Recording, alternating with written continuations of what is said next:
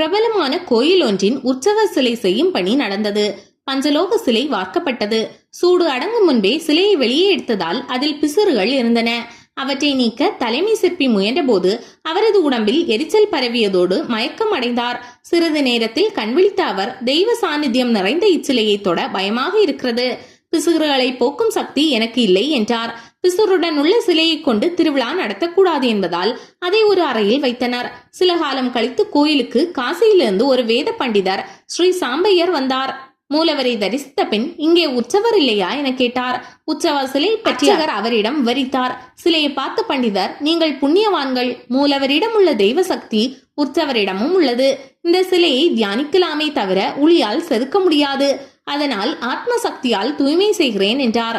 சிலையை சுற்றி திரையிட்டு அமர்ந்த பண்டிதர் மந்திரங்களை ராகத்துடன் சொல்ல சொல்ல சிலையில் இருந்த பிசுர்கள் உதிர்ந்தன.